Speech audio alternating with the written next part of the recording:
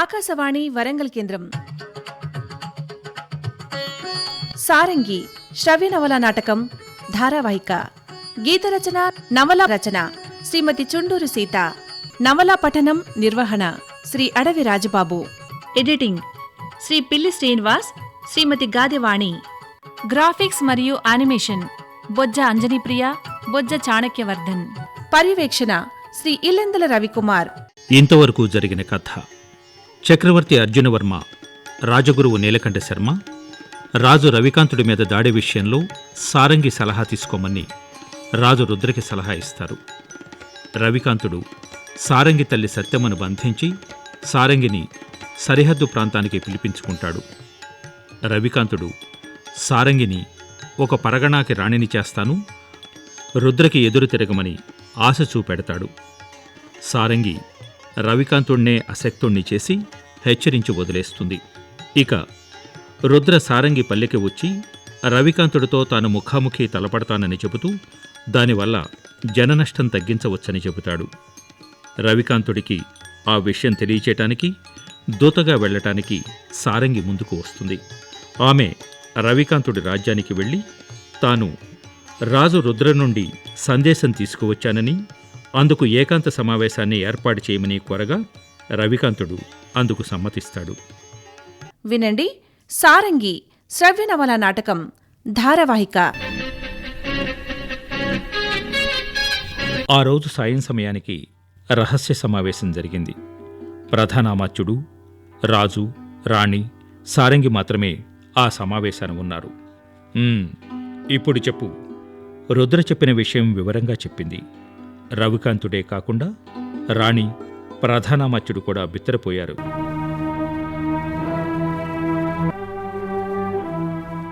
ఇదంతా నిజమేనా? ప్రధానామాత్యుడు అడిగాడు. తమరు అంతగా ఆశ్చర్యపోయారెందుకు? రుద్రుని గురించి స్త్రీలోలుడని, ప్రజాకంటకుడని, ప్రజల డబ్బుతో విలాసాలు మరిగిన వ్యక్తి అని మీ రాజు గురించి కథలు కథలుగా విన్నాం. మరిప్పుడీ రాయబారంలో వ్యతిరేకంగా కనిపిస్తోంది. ఆ మాటలకు సారంగి సమాధానం చెప్పలేదు. మౌనంగా ఉండిపోయింది. ఏమిటి? మీ రాజును గురించిన వివరాలు మాకు తెలిసిందని బాధపడుతున్నావా? ఆమె నుండి మౌనమే సమాధానం. చెప్పు. దూతనన్నావు, వచ్చావు. మేము నిన్ను ఆహ్వానించలేదు, అయినా గౌరవించి సభలోకి రానిచ్చాం. నీవు చెప్పిన కాకమ్మ కథలు విన్నాం, అభూత కల్పన వంటి రాయబార సారం విన్నాం. ఏమిటి ఇప్పుడు పలకవు? రవికాంతుడు గర్జించాడు. ఎవరు చెప్పారు ప్రభు? మా రాజు స్త్రీలోలుడని, ప్రజాకంటకుడని, విలాసపురుషుడని ఎవరి ద్వారా విన్నారు? మా రాజ్యంలో చిన్నపిల్లవాడిని అడిగినా మీ రాజు గురించి చెబుతారు. ఆమె చిరునవ్వు నవ్వి అంది. మీరు రాజు, రాజైన వారు అందరి మాటను వింటారు. వినాలి, తప్పదు. కాని అందులో నిజానిజాలు తెలుసుకునే ప్రయత్నం చేయాలి కదా. మీరు అలాంటి ప్రయత్నం ఏమైనా చేశారా? అంటే అది అబద్ధ ప్రచారమా? అవును ప్రభు. అదెంత నిజమంటే మీరు మంచివారు అన్నంత నిజం. అంటే మా రాజ్యంలో కూడా మీ మీద ఇలాంటి ప్రచారమే ఉంది. ముఖ్యంగా మీరు ప్రజలని పీడించి, తాడించి పన్నులు వసూలు చేస్తారని, ఆ ధనంతో కులాసాగా గడుపుతారని చెప్పుకుంటారు. అవెంత తీవ్రంగా ఉన్నాయంటే ఒక మారు రాజ్యంలో మీరు ఒక సామాన్యుడు కంటపడినా మిమ్మల్ని వదలరు. కాని నేనిక్కడికి అడుగుపెట్టినాక చూస్తే పరిస్థితి వేరుగా ఉంది. అయితే ఇందుకు మా రాజు కూడా మినహాయింపు కాదు. వారు ఈ వార్తలను నమ్మారు. మీ ఇద్దరి మధ్య చిచ్చుపెట్టి చలిగాగుతున్నది ఎవరు? ఈ దుష్ప్రచారం వల్ల లాభం ఎవరికి? దీని వెనుక ఉన్న కీలక వ్యక్తులు ఎవరు? 2 రాజ్యాలలోనూ గూఢచారి వ్యవస్థను కూడా హస్తగతం చేసుకున్నది ఎవరు? మీరు ఆలోచించవలసి ఉంది. రాజ్యక్షేమం, ప్రజాక్షేమం లక్ష్యంగా మా రాజు ఎన్నో ప్రజలకు ఉపయోగకరమైన సంస్కరణలు, విధానాలు ఏర్పాటు చేశారు. ఇక్కడ మీరు అంతే. నాకు సంతోషంగా ఉంది. అయితే కొన్ని ఆంతరంగిక విషయాల వల్ల మీ మధ్య వైషమ్యం ఏర్పడింది. దీన్ని పెంచి పోషించింది ఎవరు? ఆ విషాగ్ని చల్లారకుండా ద్వేషపు చితుకులు వేస్తున్నది ఎవరు? మీరిద్దరే కనుక్కోవాలి.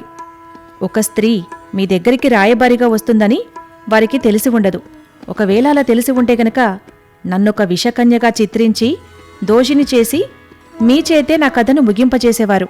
ఒకవేళ తెలిసి ఉన్నా నే సభలోకి రాగానే మీరు నా తలని ఖండఖండాలుగా నరుకుతారని ఊహించి ఉంటారు. నరకాలని కోరుకొని ఉంటారు. మహారాజా, ఈ విధ్వంస రచనకి ముగింపు చుక్క పెట్టండి. ఇకనైనా మీరిరువురూ తగిన వ్యూహాలు రచించండి. అసలు ఏం జరుగుతుందో తెలిసే ప్రయత్నం చేయండి. అది కూడా చాలా రహస్యంగా, ఎవరికీ అనుమానం రాకుండా, జాగ్రత్త పడకుండా చూడండి. ఇక నేను చెప్పేది అబద్ధమని మీకు తోస్తే ఇప్పుడే నన్ను చంపేయండి. అందుకిష్టపడే నేనిక్కడికొచ్చాను. ప్రణాళికా సమర్థత, ఆమె గొప్ప వ్యూహకర్త, తన పల్లకి నాయిక, అంచనాల మాలిక, విషయం గుధాచారి, తాను వింత రాయబారి, హరుసేవ శివంగి, రంగతరంగి, రంగుల సారంగి.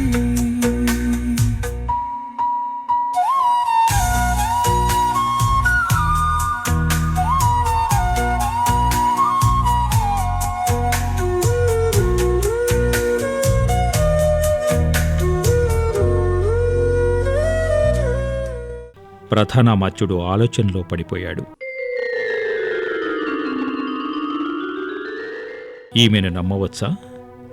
తను చెప్పేది నిజమైతే చాలా పెద్ద తప్పిదం జరుగుతున్నదని తను గ్రహించకపోవటం నేరం.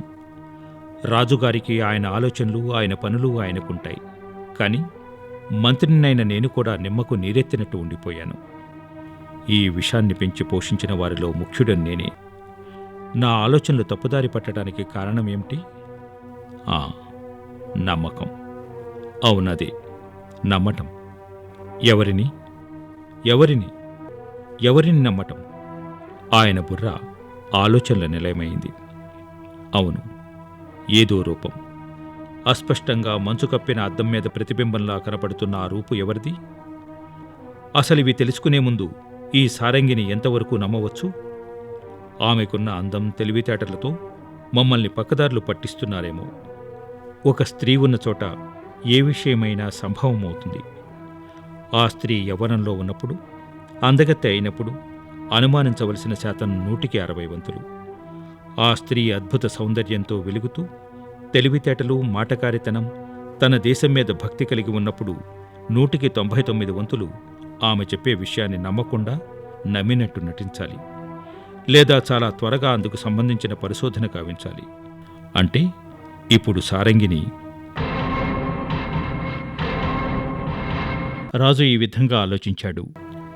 సారంగి చెప్పింది నిజం. నేను నా శ్రమ, శక్తి అంతా రుద్ర మీద పగ తీర్చుకోవటానికి, కనిపెట్టుకోవటానికే వినియోగించాను.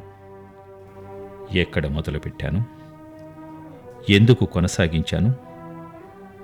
నాకు అర్థం కావటం లేదు. 1కి 2 సార్లు మీ పంతం మానండని శ్రీమతి చెప్పబోతే ఆమెను ఈసడించి గడ్డిపరకలా తీసిపడేశాను. ఒకవేళ ఈమె చెప్పేవన్నీ అబద్ధాలేనా? ఏం సాధించాను? హిరణ్యకశిపుడిలా నిరంతరం రుద్రజపం చేస్తూ అతడి గురించి ఆలోచిస్తూ గడిపాను.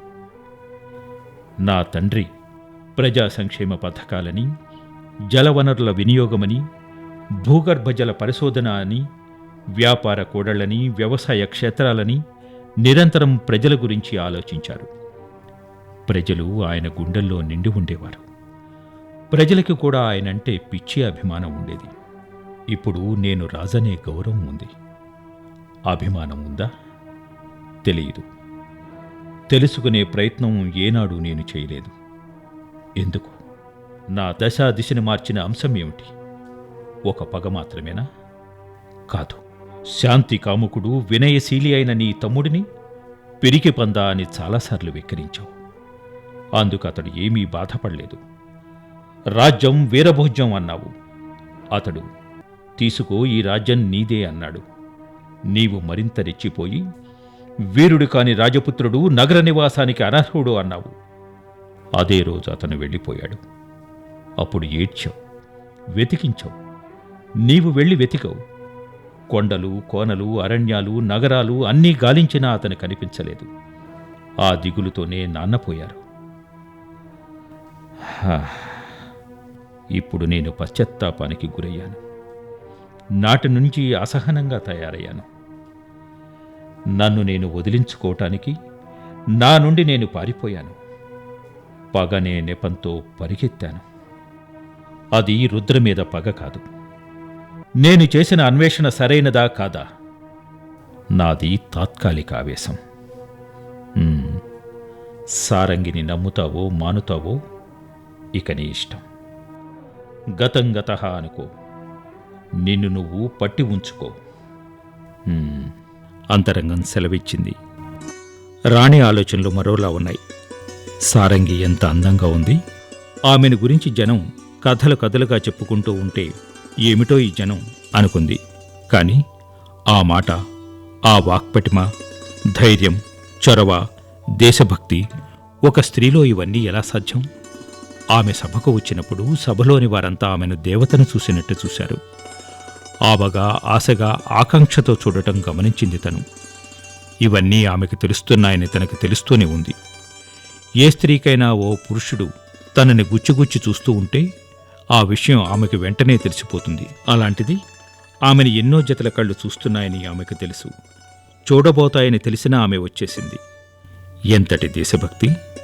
ఈ స్థాయిలో ఓ స్త్రీకి రాజభక్తి, ఆరాధన ఉండటం అబ్బురమే కదా. తనెందుకు అలా లేదు? రాజపుట్టుక పుట్టి పిరికితనం అలవర్చుకున్నది. ఎందుకంటే భవిష్యత్తుకు సంబంధించిన ఎన్నో భయాలు తనని కట్టేశాయి. ఇలా చేస్తే ఏమవుతుందో అన్న శంకలు తనకు చాలా కలుగుతాయి. నేటి నుండి అవన్నీ పటాపంచలు చేసుకుని ఆలోచించి ఏం చేయాలో నిర్ణయించుకుని ముందడుగు వేస్తాను. ఓసారి అడుగు వేశాక ఇక వెనుతిరగను. ఈ రకమైన భావలహరిలో ఆమె తేలియాడింది. ఆమె మనసు ఇప్పుడు ప్రశాంతంగా ఉంది. ఇదివరకులా తన భర్తని బేలచూపులు చూడటం మాని స్థిరంగా కూర్చుని లోతైన పరిశీలన మొదలుపెట్టింది.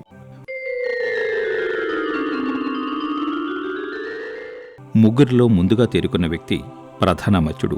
ఆయన రాజుతో, ప్రభూ, రేపు ఉదయం సభ ఏర్పాటు చేసి ఆ సభలో ఈమెను విచారించి కారాగారంలో వేయండి అన్నాడు. రాజు రాణి విస్తుబోయారు. సారంగి మనసులోనే చిరునవ్వులు నవ్వుకుని ఊరుకుంది.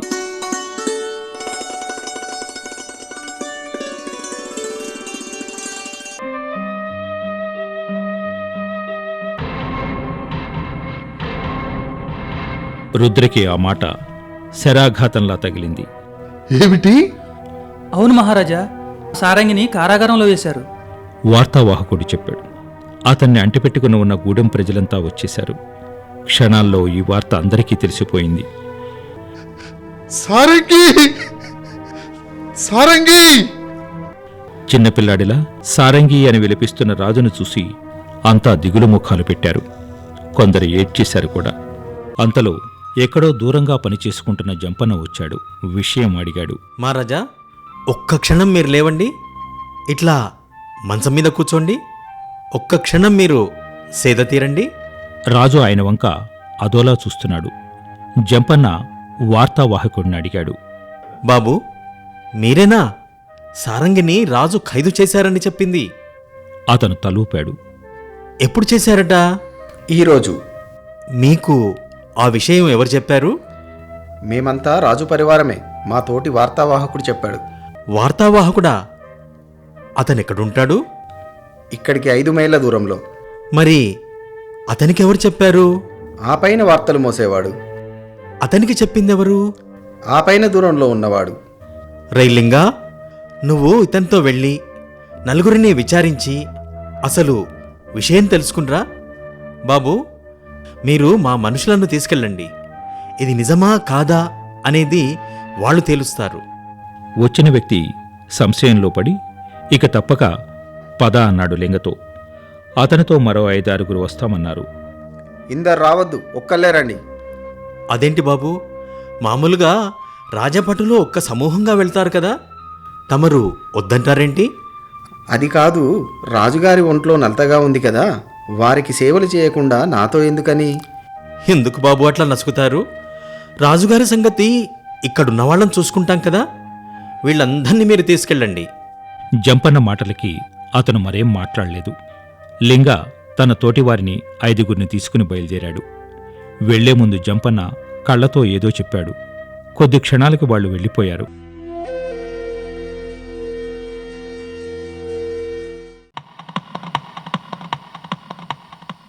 అప్పుడు జంపన్న రాజుతో అన్నాడు. మహారాజా, మీరు బాధపడకండి. సారంగి క్షేమంగా ఉంది. పైగా ఏదో శుభవార్త కూడా తెస్తుంది. రాజు ఆశ్చర్యంగా, ఏంటి? ఇందాకే దాని పెంపుడు పావురం తెచ్చిన ఈ గుడ్డముక్కను చూడండి. దానిమీద ఆకాశంలో ఎగురుతున్న ఓ పావురము, దాని కింద నవ్వుతున్న మనిషి మూతి ఉన్నాయి. జంపన్న, మీ అందరికీ నేనంటే ఎందుకింత ఇష్టం? దొర, రాజంటే ఏ ప్రజలకు ఇష్టం ఉండదు చెప్పండి. లేదు లేదు, అది కాదు, మరేదో ఉంది. చెప్పు. తమరు రాములూరు వంటి ఏలిక, అందుకనే మీరంటే మాకు చాలా ఇష్టం. ఇతను అబద్ధం చెప్పడం లేదు. మరైతే ఇందాక ఆ భటుడితో నీ వాళ్లను ఎందుకు పంపించావు? వాణ్ణి, వాడి సావాసగాళ్ళని ఏసేయమని పంపించిన. ఏంటి, రాజభటులను చంపమన్నావా? రాజు కోపంగా అడిగాడు. ప్రభు, ఆ నలుగురు అసలు మీ భటులు కాదు. అలాగని రవికాంతుడి మనుషులు కాదు. వీళ్ళు రాజ్యాల మధ్య చిచ్చులు రేపే చెరపురుగులు. నా రాజ్యంలో నాకు తెలియకుండా నా రాజ్యంలోకి అనామకుల ప్రవేశమా? పైగా వాళ్ళు నా భటులుగా చలామణి అవడమా? ఏమిటి మాయ? ఏరిపారేయటం ఎప్పుడో మొదలైంది. మీరు ఇవన్నీ మర్చిపోయి హాయిగా ఉండండి. సారంగి చెరసాలలో కూర్చుని ఉంది. పేరుకది చెరసాల, కాని గౌరవించవలసిన వారిని వేసి ఉంచే సకల సౌకర్యాల కారాగారం. అది ప్రత్యేకంగా ఉంటుందని ఎవరికీ తెలియదు. దాని తాళపు చెవి రాజు, రాణి, ప్రధాన అమాత్యుల వద్ద మాత్రం ఉంటుంది. సారంగిని అక్కడ 2 రోజులు మాత్రం ఉంచారు. 3వ రోజు రాణి తన చెలికత్తెలు ఓ 6గురిని తీసుకుని అక్కడికి వచ్చింది. తర్వాత ఓ గంట గడిచిన తర్వాత తిరిగి తన చెలికత్తెలతో వెళ్ళిపోయింది. అయితే వచ్చిన చెలికత్తెల్లో ఒక ఆమె కారాగారంలో సారంగిలా అక్కడే ఉండిపోయిందని, వెళ్ళిపోయిన చెలికత్తెలలో ఒక ఆమె సారంగి అని ఆ 6గురికి మరో 2 తప్పించి వేరెవరికీ తెలియదు. దొరా, సారంగి వస్తుంది!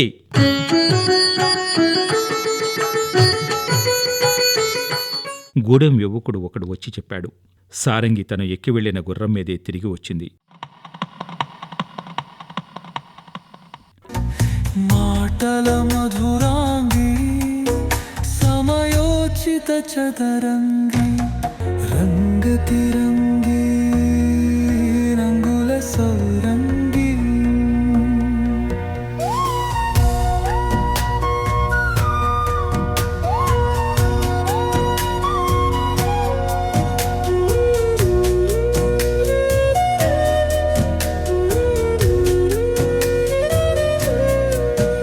అప్పుడు రుద్రకి కలిగిన ఆనందం అంతా ఇంత కాదు.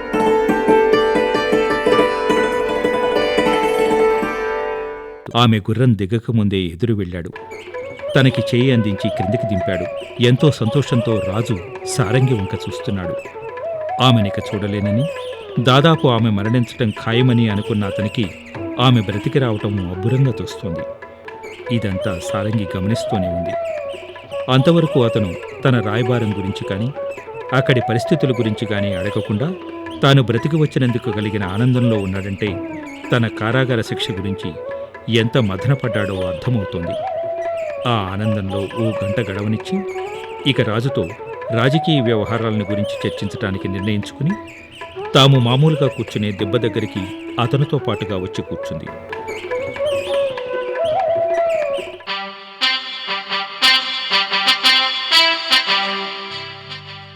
రాజు రుద్ర కొలువై ఉండగా రవికాంతుడు పంపించిన దూత ఒకడు తమను దర్శనం కోరుతున్నాడు అని భటుడు వచ్చి చెప్పాడు. పంపించు, సంజ్ఞ చేశాడు రాజు. దూత వచ్చాక అతనికి తగిన ఆసనం ఇచ్చి కూర్చోమని సంజ్ఞ చేసి మంత్రి వైపు చూశాడు. చెప్పండి, తమరు ఏ పని మీద ఇక్కడికి వచ్చారు? మంత్రి అడిగాడు. మా రాజు రవికాంతుడు మీకీ పత్రం ఇమ్మని దాని సమాధానం కూడా తెమ్మని నన్ను పంపించారు. దూత లేచి నిల్చుని తన లేఖను చూపించాడు. మంత్రి సంధ్యతో విద్యానాథుడనే లేఖకుడు వచ్చి ఆ లేఖను అందుకుని రాజాజ్ఞ కోసం చూశాడు. రాజు సింహాసనం మీదున్న తన కుడి చేతిని సున్నితంగా కుడివైపుకు తిప్పాడు. వెంటనే లేఖకుడు లేఖకి కట్టి ఉంచిన తాడును విప్పి ఇలా చదవసాగాడు. రుద్ర, నీవు పంపించిన దూత సారంగి అనే వనిత ఇప్పుడు మా చెరసాలలో బందీగా ఉంది. నీవు దూతని పంపించదలుచుకుంటే మీ రాజ్యంలో మగవాళ్ళే లేరా? వాళ్ళంతా చీరలు కట్టుకొని గాజులు వేసుకొని ఇంట్లో కూర్చున్నారా? స్త్రీ అయితే చంపనని ప్రాణదానం చేసి వదులుతానని భావించావు కాబోలు. కానీ నా కత్తికి లింగభేదాలు తెలియవు. నరకడం మొదలెట్టానంటే శత్రు సైన్యపు కుప్పలు రాసులుగా పడవాల్సిందే. అయితే మా దేవేరి ఇందుకు ఒప్పుకోవడం లేదు. స్త్రీ హత్య మహాపాపమని గొడవ చేస్తున్నారు. మరోవైపు నా వంటి వీరుడి దగ్గరికి పౌరుషం ఉన్న మొగాడిని రాయబారిగా పంపించవలసింది. ఇలా పడతిని పంపించినందుకు నేను కోపంతో రగిలిపోతున్నాను. అందుకని నీకు 3 అవకాశాలు ఇస్తున్నాను. 1, నీవు స్వయంగా వచ్చి నా కారాగారంలో బందీగా ఉన్న మనిషిని విడిపించుకు వెళ్ళడం. 2, దూత పోతే పోయిందని చేతులు ముడుచుకొని కూర్చోవడం. 3, నాతో బహిరంగ యుద్ధానికి దిగడం. నువ్వు గెలిస్తే నా రాజ్యం నీకిచ్చి నేను సన్యాసం స్వీకరిస్తాను. నేను గెలిస్తే నీవు అదే చేయాలి. న్యాయ నిర్ణేత చక్రవర్తి అర్జునవర్మ, ఇంకా మీ గురువు నీలకంఠ శర్మ. పాండవుల అజ్ఞాతవాసం కాలపరిమితి ముగిసిందా లేదా అనే విషయ చర్చ వచ్చినప్పుడు దుర్యోధనుడు ధర్మరాజును అడగండి, ధర్మం తప్పకుండా చెబుతాడు అన్నాడు. అలాగే నీకు ఇలా ఇష్టులైన వారినే నేను న్యాయ నిర్ణేతలుగా ఎన్నుకున్నాను. మన ఇరు రాజ్యాల మధ్య ఉన్న హయగ్రీవపురంలో పోటీ. మన 2 రాజ్యాలకు చెందని స్వయం ప్రతిపత్తి కలిగిన గ్రామం అది. అక్కడైతే నీ ప్రజలు నా ప్రజలు అని ఉండరు. ఇరు వర్గాలలో ఎవరికి స్థానబలిమి ఉండదు. కాలము సమయము నీవు నిర్ణయించి కబురు పంపించు, చూసుకుందాం. ఎంతో కాలం నుండి శారీరక శ్రమ లేక నా ఒళ్ళు తిమ్మిరిగా ఉంది. వీరుడవైతే రా, యుద్ధానికి వచ్చి నిన్ను నువ్వు నిరూపించుకో. యుద్ధం అంటే ఆడవాళ్ళని రాయబారానికి పంపినంత తేలిక కాదు. రాజపుత్రుడవైతే గర్వించు, గర్జించు, ముందుకు దూకు. లేదంటే బంగారు గాజులు పంపిస్తాను. అవి ఎందుకో నీకు తెలుసు. అందుకోవడానికి సిద్ధంగా ఉండు. దూత చదవటం పూర్తి చేశాడు. అంతే, రుద్ర ఒక్కసారిగా గర్జిస్తూ సింహాసనం మీద నుంచి లేచాడు. ఏయ్! ముందు ఈ రాయబారిని నరకండి.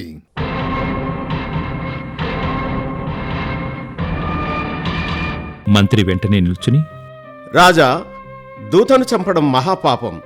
అతను అసహాయుడు. రాజు ఎలా చెప్పితే అలా చేయవలసిన ఉద్యోగి. అతన్ని శిక్షించడం కాదు, మీరు సత్కరించి పంపించాలి. మీ చిరకాల వాంఛ ఆ రవికాంతుడితో యుద్ధం. అది ఈరోజు దూత రూపంలో నెరవేరబోతున్నది. కనుక అతన్ని బహుమానాలతో నింపి పంపించండి. రుద్ర అలాగే చేశాడు. ఆనాటి నుండి 2 రాజ్యాల్లో ఎక్కడ విన్నా యుద్ధం మాటలే. ఆ మాట ప్రజలకు ఆనందంగానూ ఆసక్తిగానూ అనిపించింది. రుద్ర జరిగినదంతా చక్రవర్తికి తెలియచేయటం, నీలకంఠ శర్మ ముహూర్తం నిర్ణయించటం జరిగింది. అందరూ ఉత్కంఠగా ఎదురుచూస్తున్న ఆ రోజు రానే వచ్చింది.